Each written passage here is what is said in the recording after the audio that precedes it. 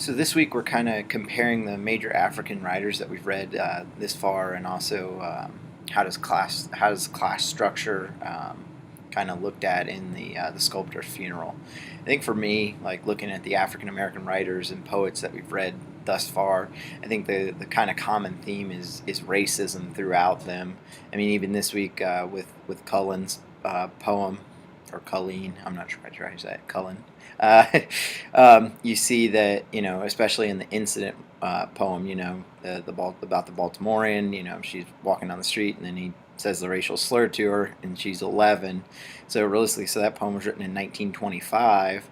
So when you look at that, like, that really wasn't that long ago. I mean, you figure that's 90 years ago. Like, a lot of that generation that was still born and raised in that time is still around.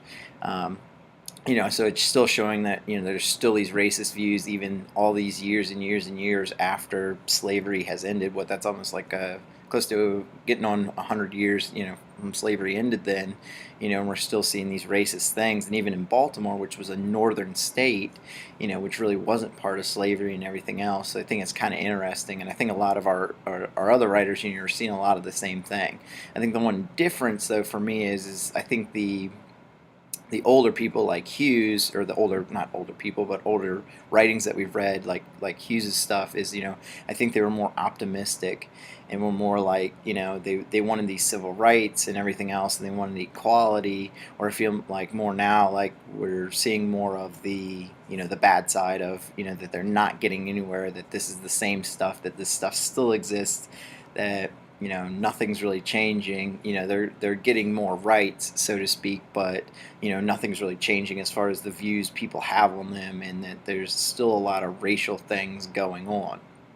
um, I think also, so when you look at the outlook on America, I think a lot of them are hopeful in the beginning, but then kind of at the end, more like, okay, this is just where we are, and is anything ever going to change? Like I said, I feel like the older writers were very optimistic, and, like, they wanted the American dream, so to speak, and everything else. Where I feel like now, like, some of the writers are more so that, it's like, okay, well, this is it is what it is, and nothing's really changing, and we're still dealing with the same stuff that we've always dealt with. Which kind of rolls into the sculptor's funeral.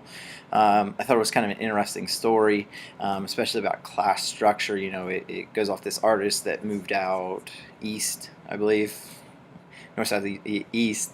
Became an artist. He dies. He comes back to his hometown with his apprentice, or his protege, I should say, there too. And it's kind of from the protege's perspective of, what he's kind of perceiving of this whole town. It's a rural community, and I think the biggest thing I took away from it is everybody's very materialistic.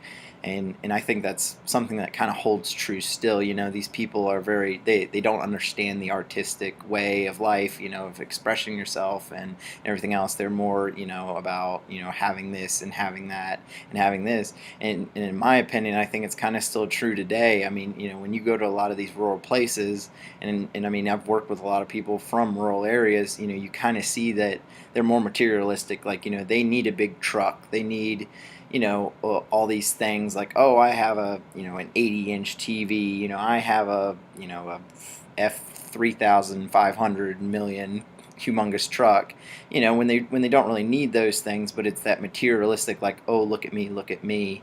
um, and I think it was kind of, it explored a little in the entire story.